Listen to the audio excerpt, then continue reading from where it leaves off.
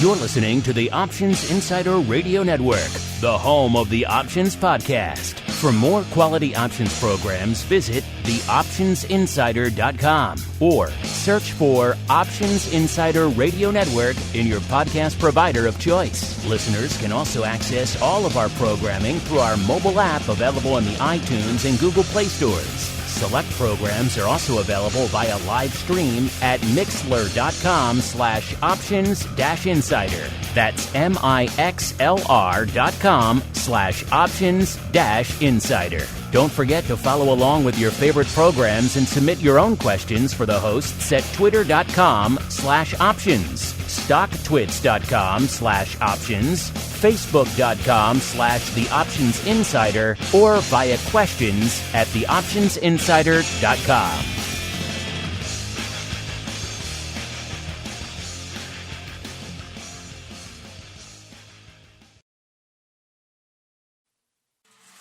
Welcome to Volatility Views, the premier program for volatility traders. Each week, we'll take a deep dive into the world of volatility with in-depth analysis, trading activity reviews, strategy breakdowns, cutting-edge education, and much more. We'll also bring you exclusive conversations with the traders, researchers, and asset managers who are reshaping the volatility landscape.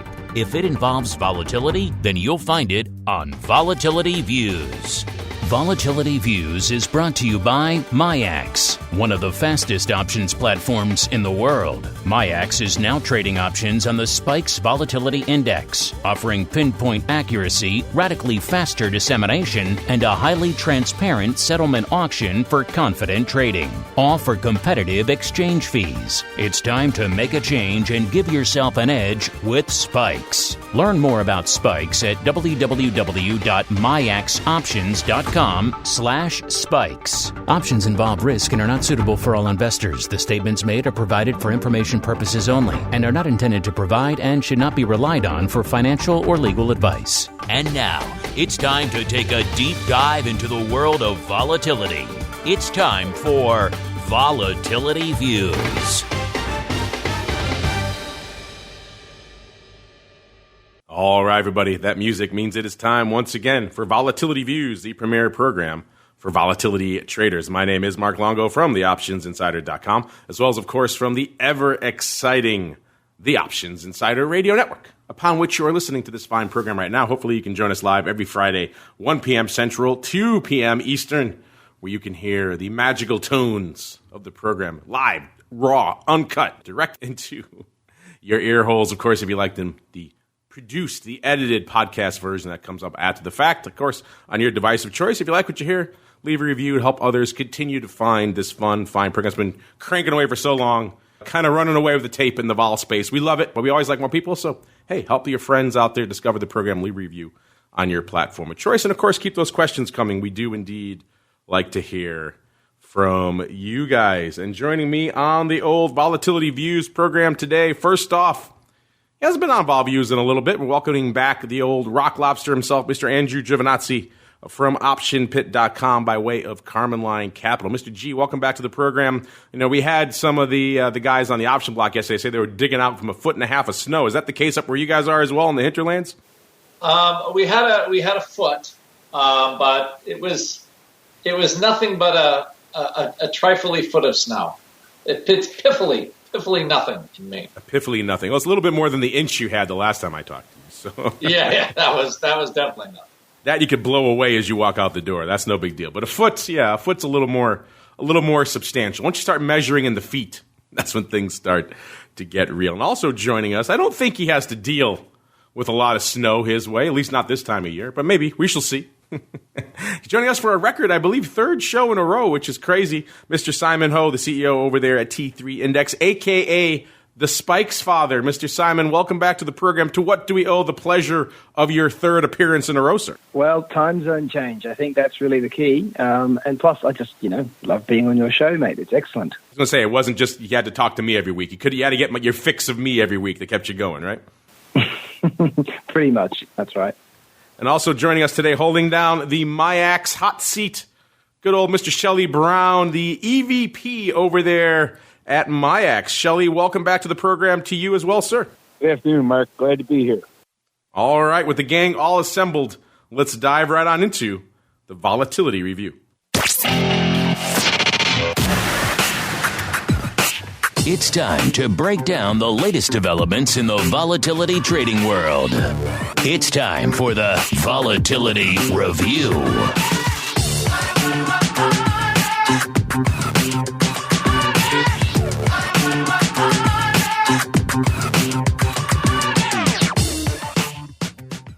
All right, everybody, welcome to the Volatility Review, the portion of the show where we, surprise, review some volatility. It's been a weird week from a vol perspective, indeed from a broad index and broad market perspective. You know, we started the week coming off of that truncated holiday week last week, and it seems like things were a little uncertain, a little dicey. We saw a little more heated rhetoric in the old trade war, you know, Washington and Trump saying, you know, maybe they don't need to sign it anytime soon. Maybe they prefer to have it after actually next year's election, which is, I think, was a surprise to a lot of people. Of course, China not exactly looking favorably on the law passed here regarding the Hong Kong protests. So a lot of back and forth, not exactly a lot of it leaning towards the détente that the market was hoping for just a few weeks prior, where, of course, you saw 1% rallies and everything else. And, of course, towards the end of the week now, we're post-OPEC.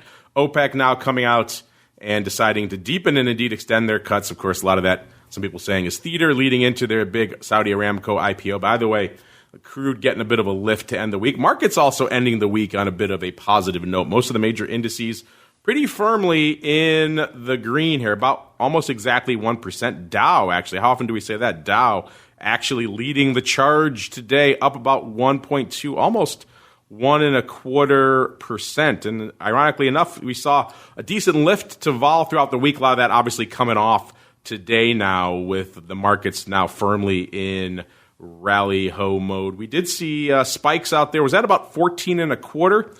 Coming early into show, it's up a little bit more now, about 14.35. Now that puts it up right around about 0.85 from where it was on our last show. Remember, no show last week for the Thanksgiving weekend, truncated week here, so actually going back 2 weeks now. And we're also seeing VIX cash up almost the exact same amount, about 0.85 as well, right around a 13.5 for VIX cash as well. So very rare we see both VIX cash and spikes both moving exactly the same amount over the course of 2 weeks, which is no mean feat. VVIX also up a bit, but not a lot since our last show, again, 2 weeks ago, up to about 94.5. That puts it up to about a 94 up about half a point from where it was last week, last show, about a 94 then. So a lot of things cooking out there in the vol space. Mr. Rock Lobster, you know, it's been a little while since you've been on the program with us, so maybe we'll start with you, sir. What is catching your eye out there from a broad vol perspective this week, sir? We had that little bit of a dust-up on Monday, so I thought, here we go. This is going to be a great buying opportunity, and the markets were going to have a good sell-off, and it ended as fast as it started. I think we got to 17.5 or so spiky VIXy numbers, so almost 18 for literally a brief second, and then nobody cared. Literally, I think there was a window on Monday, maybe what was it? Tuesday, where the window was maybe about 90 minutes in the morning, and the market just everything turned right around. Don't really know why. And I think the reality is it feels like traders, investors are just there past the trade war thing. Okay, we're a year and a half in. We don't really care. There's an election next year. The Chinese might or might not push it till the end. Who knows? But, the economies will survive, it appears, and they're trying to work it out. But Trump's basically just I don't care, And I felt like that kind of just crushed. That was the vol crusher. Stocks up and vol down. So I can only assume that's the market's opinion. And they're like, okay, the jobs number was still relatively good in the teeth of the trade war. And I think that's why we have the rally today. So we've got that hot algo rally. From a vol point of view, VIX is down, but the curve is steepened a little bit. So like the volatility curve for the puts. So like those out-of-the-money puts are have a little bit higher vol. They're a little more expensive, although they're cheaper dollar-wise. The vol curve kicked up, so people like to trade butterflies and things like that. It's a more interesting butterfly trade on the downside right now. It's very, very inexpensive for those type of positions. But other than that, I'm like, okay, the 15th is the next trade date time. Tariffs, no tariffs, who knows? But at this point, short-term vol is 12.5%. That's not exactly, a huge number,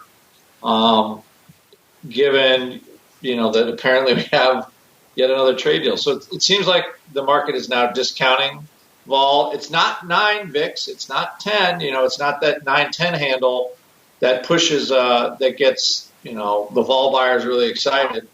But anyway, that's what it looks like, and I just feel like we're going to have a quiet week until the 15th, until this next piece of news comes out, because I don't see a whole lot more on the economic coming. I like that, the hot algo action kicking in here, off the jobs number. Speaking of hot action, Shelly, you haven't been on in a little bit, but we were just talking on our show yesterday, our option block program, about how the numbers are in for November, and OCC numbers at least down pretty hard, down about 9% and change for the month. So November, not a hot month for the overall options industry, but it seems like you guys over there in MIAX land managing to buck that trend. Up 1% in November, sir. What's going on? What's the secret sauce over there in MIAX land, Shelly, these days? Yeah, I wouldn't say there's a secret sauce. The members still like the performance of the system, the risk protections, the speed. But volume was off for the month relative to the prior month, but it was a holiday month. One day was a shortened trading day. The Wednesday before Thanksgiving's off, always slow. So I wouldn't read anything in the numbers being off in November. There's a lot cooking in your neck of the woods. We're going to get to all that fun stuff in a second. But, of course, he's beaming in as well from not quite as early, not quite as ridiculous, 3 a.m., 6 a.m., a little bit more manageable for Mr. Simon over there by way of Sydney. Simon, it's been an interesting, actually, couple of weeks since the last time you were on with us, because that was the last time we had a show. So a lot's been popping off in the vol space in that time. What's been catching your eye over that period, sir? Yeah, well, a couple of weeks ago when we had the last call, I think we had a fairly similar setup. But when I look today, for example, at the term structure in VIX, it's still amazing to me. I mean, the contango in the first contract month is right around 14%. I mean, it's staggeringly high. So for people who have been short volatility over the last few weeks, this has been a godsend. And I think that there's some decent opportunity there. I mean, right now, at least as far as I can see on the VIX Central website, you've got cash VIX is at 13.6, and the January contract's at 16.3. I mean, that's a contango that's very steep and probably worth people's attention, I would say. I think you can do some interesting things around that. Yeah, I like that. That's definitely true. We've seen that. We talked about that before. All things going on in the VIX futures term structure. Since we're talking about volatility futures, let's get to that as well. There's been a lot popping off in that neck of the woods. Of course, we talked on our last show. We've been waiting. We've been waiting with bated breath now for quite some time for that date to roll around. Of course, November 18th, it came. The spikes futures were listed. We talked about it with you last time you were on, Simon, about how things had finally gotten off. I even mentioned to you at the time, because I've been around for a few of these product launches now, and I know to hold my breath until the very last minute. I wait until the product's actually listed to actually acknowledge it, because I know all those announced dates we hear from exchanges and other people are pretty much just placeholders, because the regulators could come in at any time leading up to that launch and pretty much say, yeah, no, we need to change something or tweak something, and that date goes out the window. So we were all waiting. It seemed like it went off without a hitch on the 18th. Of course, you did mention there were some questions lingering around it after all, and it seems like now we have the spikes futures have been halted, at least for now. So, Shelly, walk us through what's been happening over there. It sounds like the regulators deciding to come in after the launch, which is a little weird. You don't usually see that too often. What's going on in the land of spikes land? We had the futures. Everyone was excited. Then the regulators came in and halted them. What's cooking in the land of spikes? What prompted this, Shelly? So we were very happy with the initial launch. Everything went off without a hitch. We had several market makers quoting the product. We were seeing markets 5 cents, generally 1 tick wide, oftentimes 2 ticks wide, but very competitive with the VIX future. And we went through our first 8 trading days without any issues. And then we got a call middle of last week from the SEC and wanted to discuss the classification of the index. So for a broad-based index, jurisdiction is fully with the CFTC. And our belief, and through our certification with the CFTC, we all agreed that this was a broad-based, or is a broad-based index. Therefore, we were able to launch with self-certification through the CFTC. We've been in discussions with them since early spring. We filed all the certifications with the SEC in early September, 2 months prior to the September launch, and everything seemed to be going swimmingly. Then the SEC reached out and had a concern that they weren't sure that this was truly a broad-based index and it may be a narrow-based index. And if it's a narrow-based index, it would fall under joint jurisdiction of the SEC and the CFTC. We had discussions with both commissions middle of last week, MJAX and MIAX. Of course, it's MJAX's product. And the thought was to be safe and make things as sure as possible for the investing community. We decided to have a single day, that was last Friday, for firms to unwind their position. Open interest was only about 10 or 12 contracts. So we allowed firms to unwind on Friday and decided a trading halt until we resolved the jurisdictional issue of the index with both commissions. So that's the status right now. We're in a temporary halt. The product officially is delisted off of the Globex platform for the time being. And we're working with the CFTC, the SEC, MJAX, and MIAX staff to try to resolve the issue of, is this a broad-based index or a narrow-based index, and when could it be relisted? It would be relisted as a regular future or a securities future. So it's not a problem or an issue with the product per se. It sounds like it's a jurisdictional issue amongst the regulators. Is that a fair way to describe it, sir? I think that's a fair way to describe it, yes.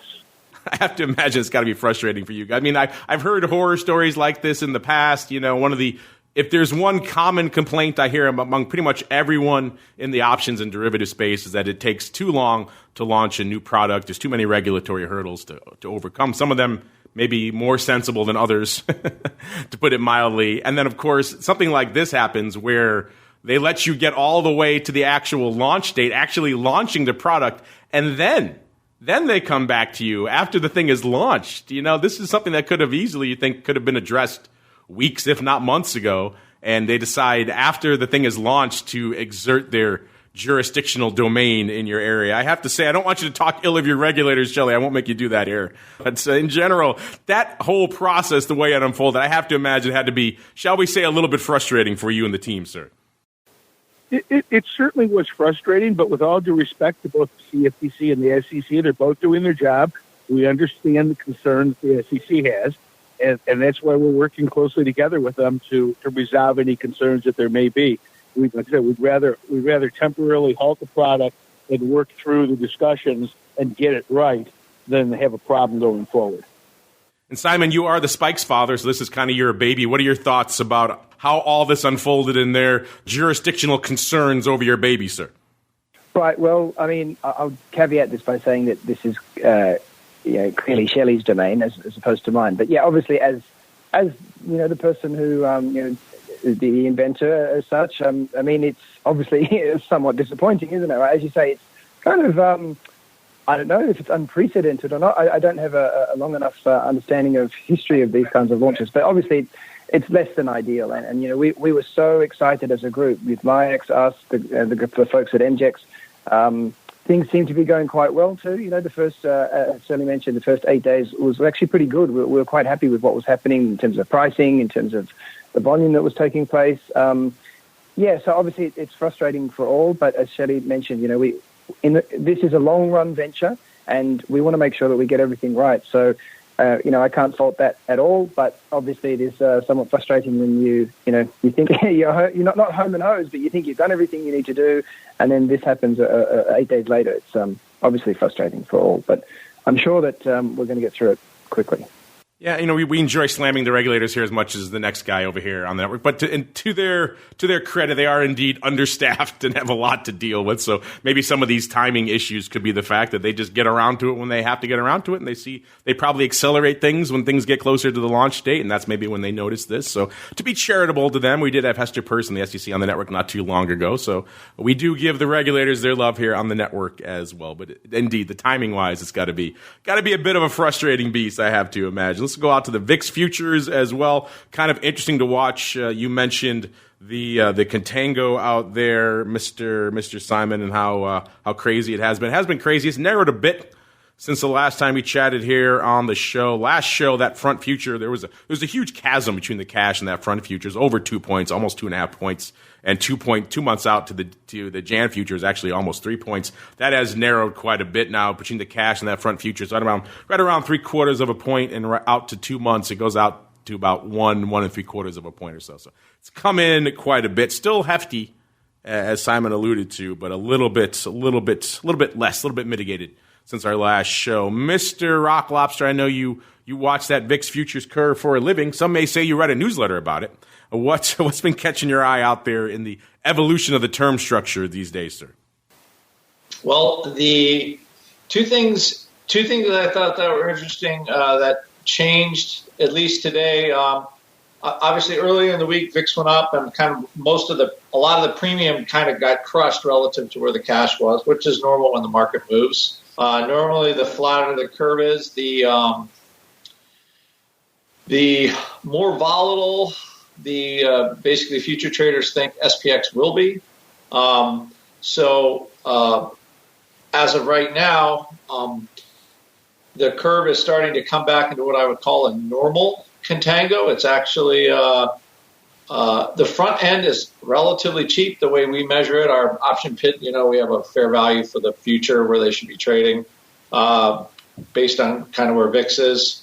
And then from there, the back end of the curve actually is very expensive. Still January is fairish, but like Feb, March, all that stuff it's pretty darn expensive. So if you look at VIX cash where it is now, and then how those like 3, 4, 5 month futures are, they're trading about almost like $1 over where they normally are.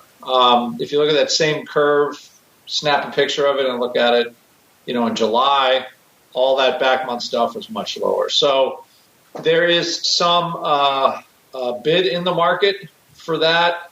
Maybe impeachment. Maybe there's like Super Tuesday. There's some election stuff going on, like who's going to be the. So I think there's part of some election premium built in there. So I think what you're going to end up seeing is we could have like crazy future premium back there. And short term, if this bull continues, which it kind of seems like it's doing, we're going to get this like super steep looking curve. So if you're trading Jan-Feb for decay, I think you're going to be waiting. I think that premium will probably stay in there longer because of the elections. The Jan is starting to come in. Actually, the Feb is not. So I find that I think the January part of the curve is very interesting because the future 1625, and we could see it's possible to see a 12 VIX next week, and you're going to have almost $4 in premium in there. So the Jan, I think, is ripe as a trade, which means like a VXX or UVXY will be real interesting moving into the holidays. So it's setting up like it could be a vol-apocalypse, but the other way around, where that future could just crush the crap out of VXX and UVXY. And the Jan cycle for the what I call like the hard vol products like Spike and VIX, be a ton of opportunity, like because the 15, 16 puts are pretty cheap out there right now. So interesting stuff going on. I think the 15th is like an inflection date. The D18 cycle for VIX could literally be crazy. Like everybody freaks out on the trade thing, or maybe not. I don't know what's going to happen. But the date is the 18th, where you have like that maximum inflection for like a VIX and Spike expiring on on the 18th,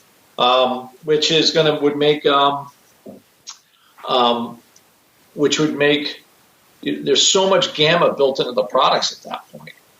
So I think it could be. I'm positioning for that already, but fair, to be honest with everybody, full disclosure. But really interesting stuff going on.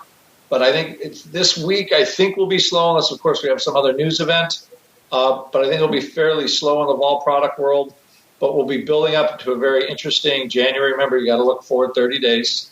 And that D cycle expiration. So a lot of cool stuff, a lot of expensive premium, and that either generates, we get some kind of crazy move in the market, or that premium comes out and, the futures of all products get slaughtered, which can be fun as well. So there you go. Hopefully that was semi-understandable as I rattled it off. If you want more, listeners, of course, dig into the Vol newsletter over there where he breaks down all that fun goodness in a lot more, even more detail. If you think that's possible, check out the newsletter. If you don't think that's possible, check it out.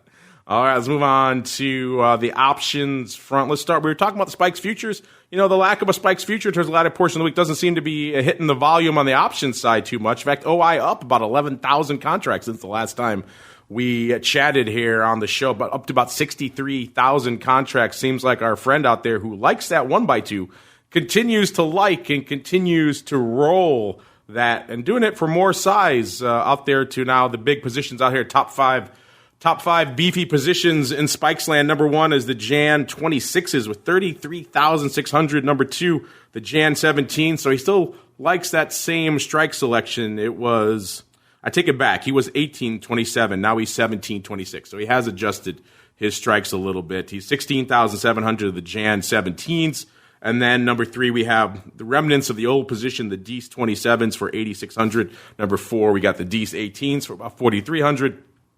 Round out the top five, we've got the Jan 18 calls. Like I said, a total of 63,000 contracts open. That's up about 11,000 from our last show. So interesting to see that, including a big print since our last show. Looks like he added on a little bit to that Jan 1x2. He did about 7,000 by about 3,500 or so. Looks like here of this Jan 17, 26, 1x2. That was back on the 26th, so a few days after our last show. So interesting to see how the volume continues to go up, continues to roll, continues to persist out there in Spikes land and VIX options land. Not quite the same story. It's been interesting. Certainly overall volume-wise, it continues to be robust, but the ADV, like we mentioned before, has been struggling of late. It continues to struggle to get to that 400K level. In fact, it's back under it yet again, down to about 389,000. So still respectable. Certainly for a lot of names out there, that would be a heck of a lot of ADV. But for VIX, that's pretty anemic. Of course, we're coming into that holiday season, so maybe that has something to do with it as well. Today's volume coming into Showtime was not quite 200K, about 181,000. So it doesn't seem like we're on track to break that ADV much today either. Let's see what the top big hot positions are out there in VIX land right now. The top 10.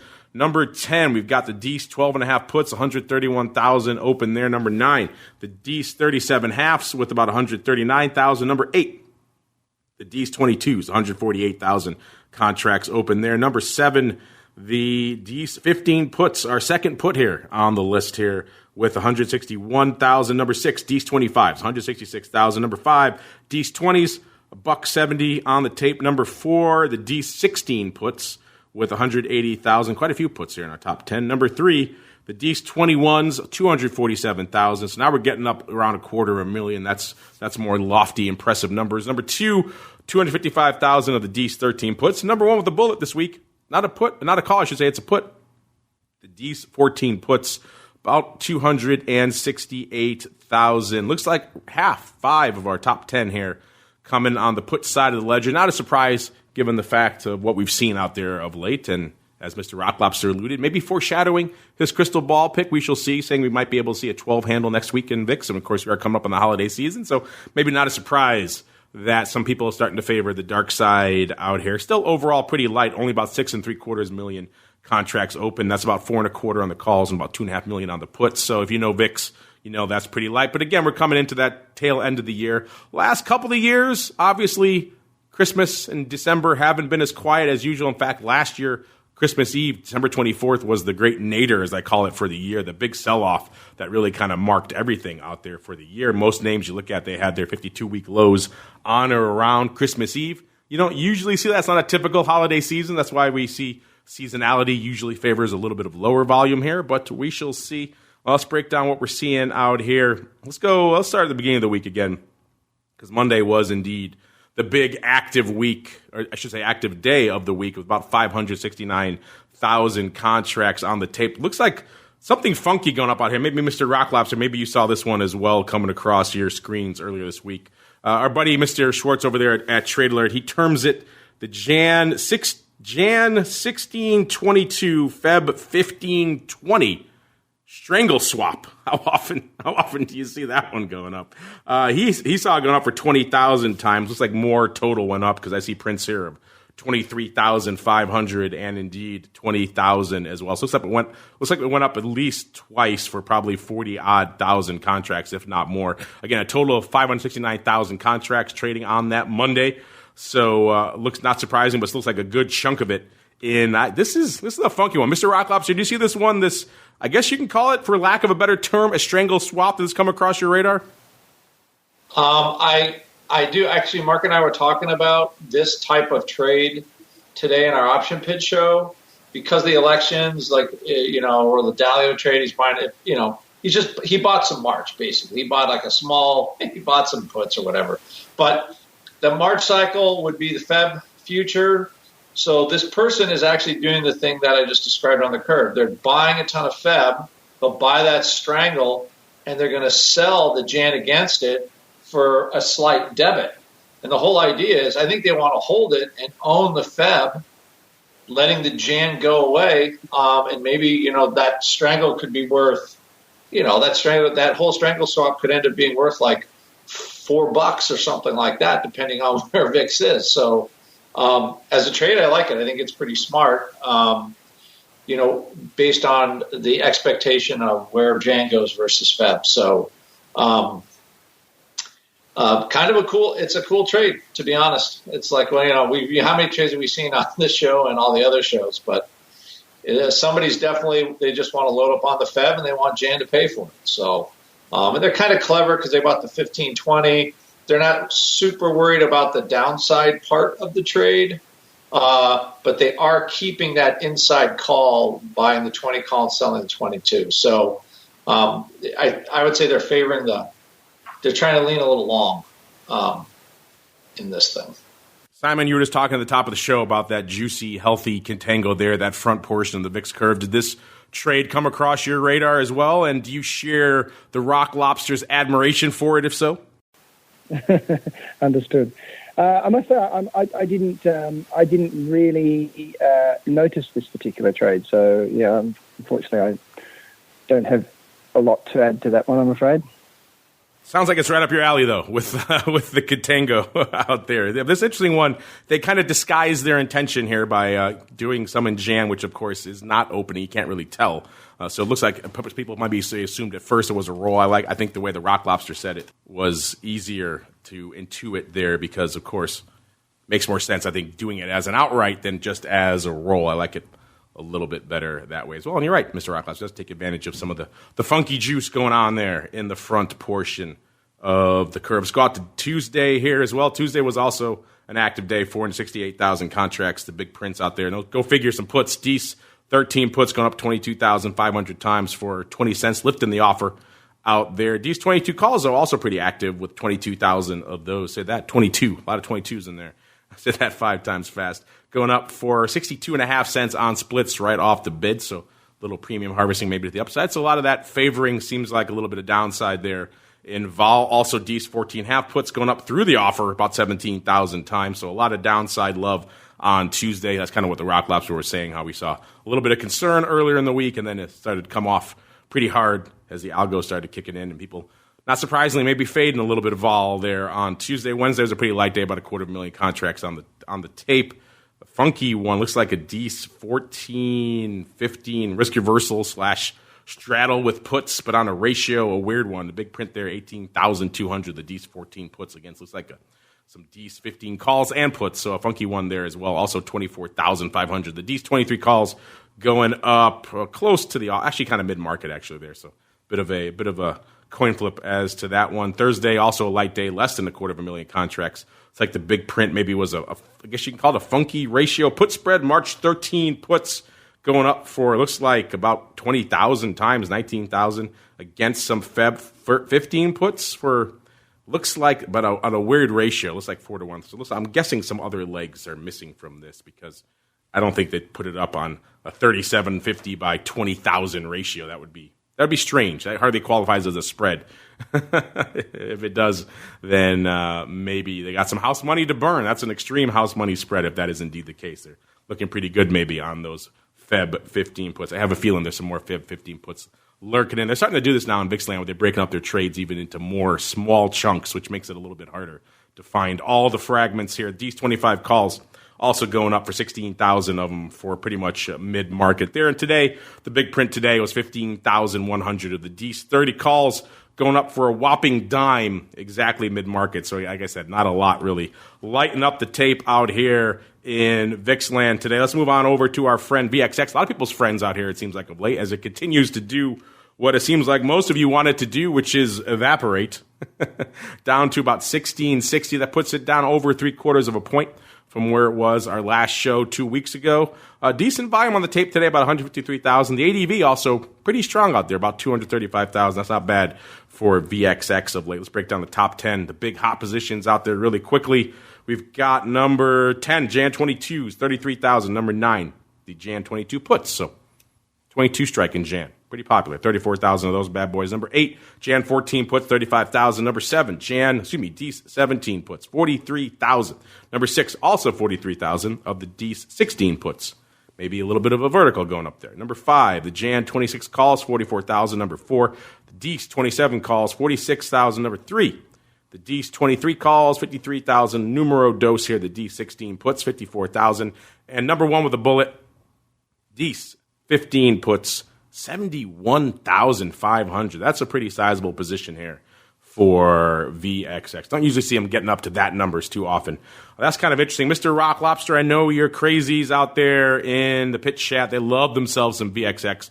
They got to be pretty happy now with a little bit of this downside coming back in after VXX had the temerity to go up for a week. How dare it? But now it's going back down. What's catching your eye out there, and what have your crazies been up to over these past couple of weeks, sir? Yeah, we traded 19 and change or something like that on Monday, and now we're back to mid-16. As far as a trade goes, it's like I think it's less of a trade before the 15th. The K is around 10 cents a day or something like that. And VIX can still move down, don't get me wrong, so there is some downside. But I think a lot of it, once the product moves to the full Jan cycle that had that beefy $16 future, that's usually when VXX gets crushed. Because right now we're at 60% of the product. I think is I got to look at my where I'm trying to remember where we are in the cycle. But a good chunk of the product right now is that future, the Jan future. Let me see here. I'll hit the decay. So it's 63%. January right now. So it's like loading up that real expensive future, and how high will that premium stay with the cash where we are? So I think it becomes extremely interesting, like on a D's 20 or 27 cycle to trade. I think next week's cycle is a little iffy,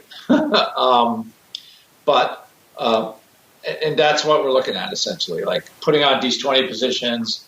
I'm looking for D's 27 now that some of the decay is back, and trying to trade it that way because it's setting up for a potentially large move again before the Jan cycle starts buying the FEP, if that makes sense, because it's a very calendar-esque product, meaning where you are on the calendar matters because of the products that it holds.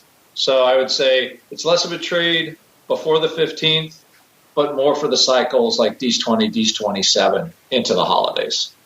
Let's go on into some of the earnings vol as well. Not a ton popping off this week, but it still are some names popping off. So if you're interested in all things earnings and earnings volatility, straddles, and the like, head on over to theoptionsinsider.com. Click on that options news and articles tab. You'll see all these reports, the earnings move and the results reports coming from our friends over there at ORATS. You'll see this week Salesforce popping off on Tuesday, Wednesday, Campbell Soup, and Five Below. For those of you, if the dollar store is too cheap for you, like a little more, $5 store, Five Below, got you covered. Thursday, we have TD Ameritrade, Dollar General, back to the dollar segment, and Kroger's. And today was Big Lots, if you're interested in such things. So a lot of names still popping off here. Again, you can find all those reports.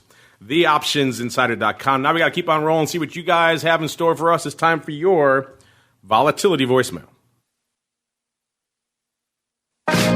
It's time to share your thoughts and opinions with your fellow volatility traders. It's time to check the volatility voicemail. Make your voice heard by dialing 779-669-4VOL. Posting a comment on the optionsinsider.com, sending an email to questions@theoptionsinsider.com, or posting your questions to twitter.com/options or facebook.com/theoptionsinsider.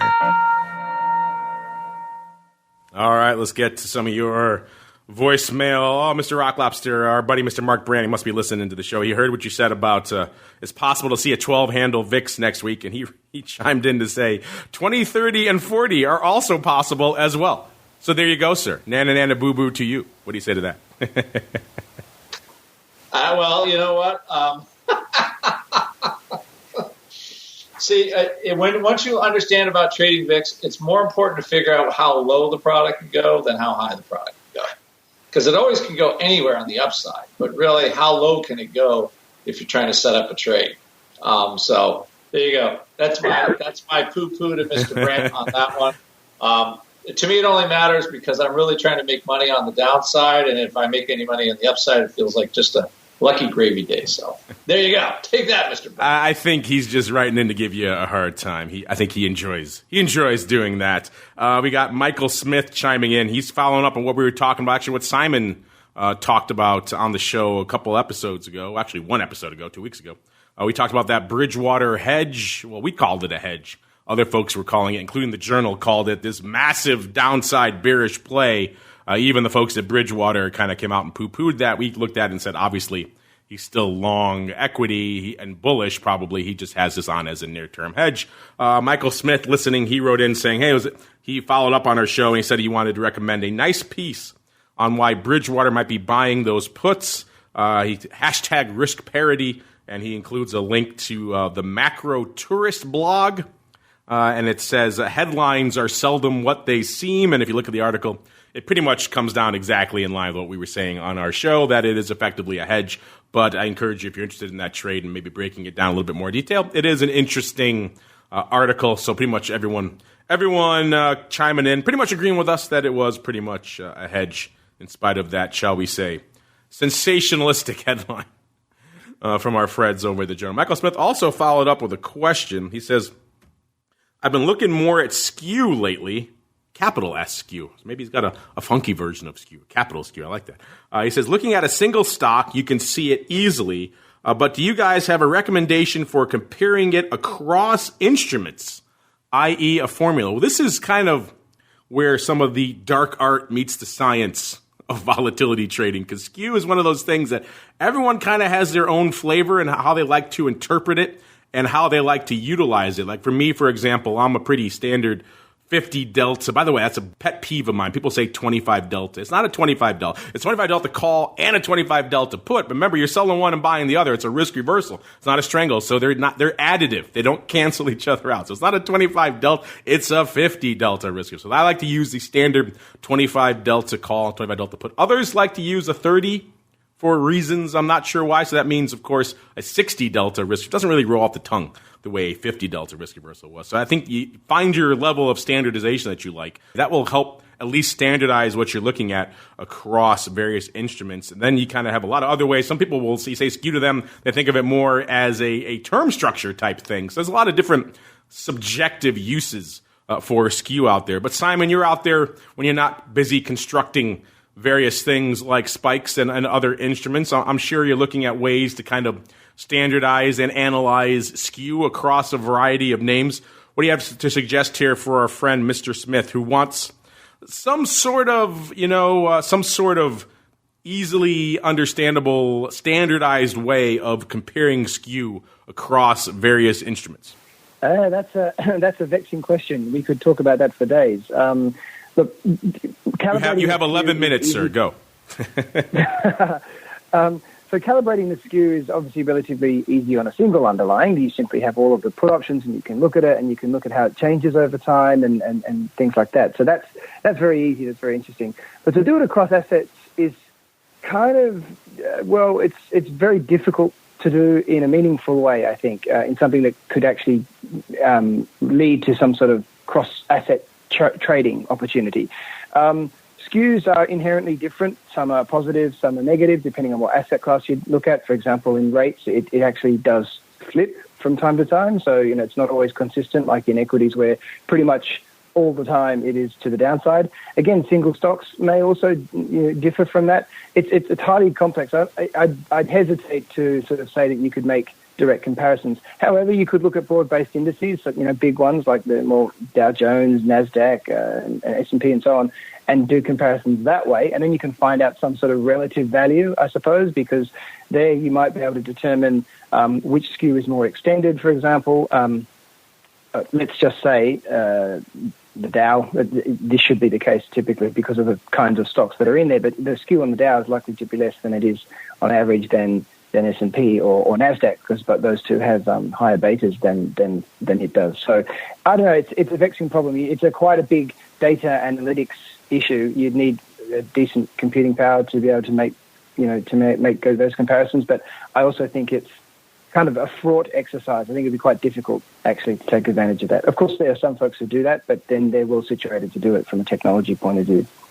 Mr. Rock Lobster, same question for you. I mean, outside of the relative standardization of choosing, your 50 or 60 delta risk reversal, which is, I think, probably much as far as terms of standardization as most people tend to go. Even that will get you obviously to different places on the strike chart, farther out, depending on the slope of the Skew and everything else like that. So it's not like you're going to be 5 handles out of the money on every product with that risk reversal. It's going to vary depending on the product. So even within that standardization, there's a lot of variability, a lot of flux. So what do you have to say for this listener here who wants to know, how do you standardize Skew when you're comparing across different underlyings?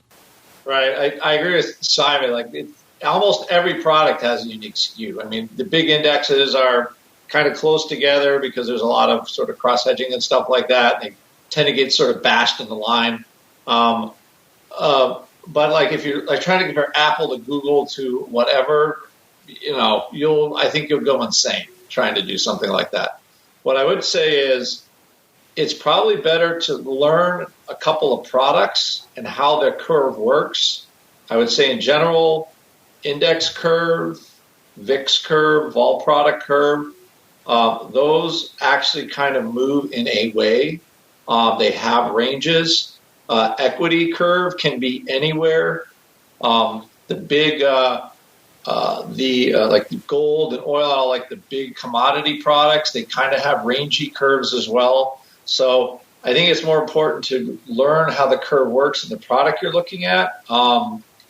And get a little bit comfortable. Like my favorite trade is kind of like arbing SPY and SPX versus VIX and VXX because those curves are related because they're all ultimately looking at how vol trades in the SPX. They're just like different levels removed.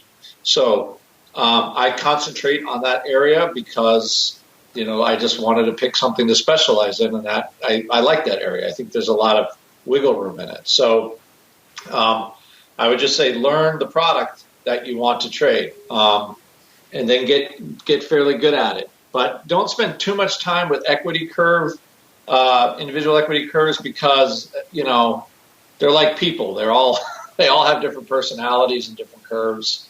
And they're like highly volume based on some crazy volume day. Somebody could be just crushing the calls. Or, buying puts or something like that. So The indexes tend to be, I would say, a little more uniform. There you go. I wish we had some easily digestible formula to send to you right now. What was it? Michael just says, hey, it's 0.75 plus the square root of this equals this skew from this. It doesn't really work that way, unfortunately. So, yeah, I think that's good advice to kind of really pick your products, get to know those pretty well, understand how they work, how they tend to just trade. If you want some good tools on this, I will say on our TWIFO program, we use a lot of the quick strike stuff, which breaks down the skew and the change week to week, and also the shift and the sliding of the skew. Now, obviously, that's futures option, so that's not where you like to hang your hat. That won't be of much use to you, but it sounds like you're an equity guy. But at very least, those are some of the best skew measurement tools I've seen, and maybe if you can get a handle on the variations week to week that might help you going forward to predict maybe what's going to come in the future. There's not a lot of tools out there that are good at measuring skew. That's some of the best. Meanwhile, we have to keep on rolling. Time for us to measure the future of volatility. It is time for the crystal ball. It's time to peer into the future and reveal what the volatility gods hold in store. It's time to look into the crystal ball. All right, welcome back to the crystal ball. We had an unenviable task last show. It's usually challenging to go out and predict VIX or spikes a week out. That's hard enough. We had to go out this time 2 weeks in time to try to digest all the various macro currents, the broad economy, the trade war, OPEC, all that good stuff, and try to digest it and spit out some meaningful number all in about, 30-odd seconds. So it was a challenge last week, and I think our prognostication last show, and our prognostications reflect that. We had a pretty wide range. Meatball was on the show then. He was on the downside. He was 11.6. Simon was actually the Goldilocks in the middle there. He was at a 12.40. I was on the higher end, uncharacteristic for me, but on the higher end this time of about 12.95.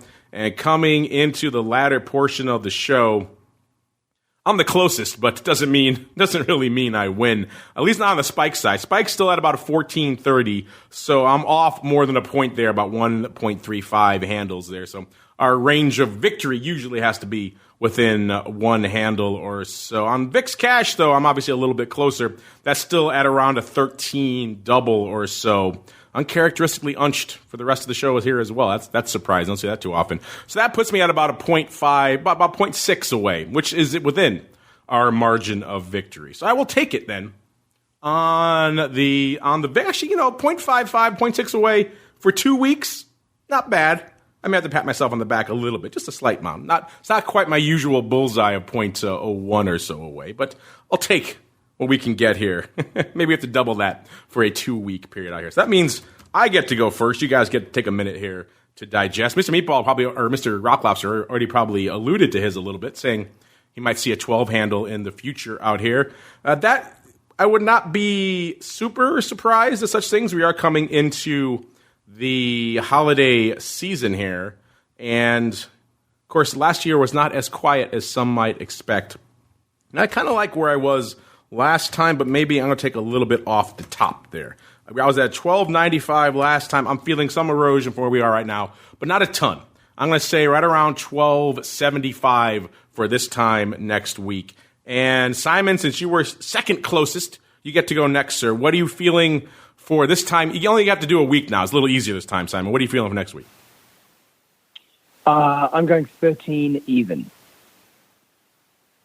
13 even, going for a nice round number here for Simon. So cutting me off a little bit to the upside. That's the danger of going first. Everyone recognizes your genius and wants to just jump in around you. I'm used to that by now. It's a cross I have to bear. Mr. Rock Lobster, what do you got up your sleeve here? You going to go 12.76? I literally, that's what I was thinking 12.75. So what was your number? You were 12. I was 12. I was 12.75, sir. 12.75. I'm going to scum you by a penny and go 12.74. How did I know? How did I know you had something like that up here? See, that's why you haven't been on the show in a while. I think there's a correlation there. Just maybe. The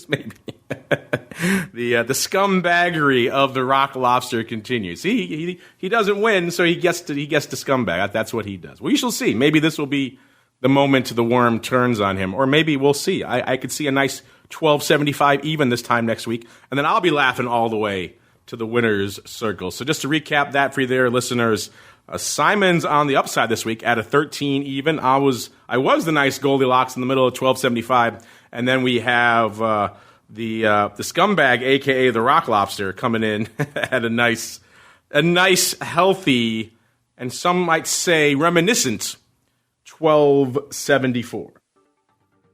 Unfortunately, that music means we've come to the end of our journey here yet again. And man, it's surprising how quickly an hour flies by when you're talking spikes and VIX and VXX and all your questions and everything else that we pack into a 1 hour show. It's a meaty, it's a dense hour.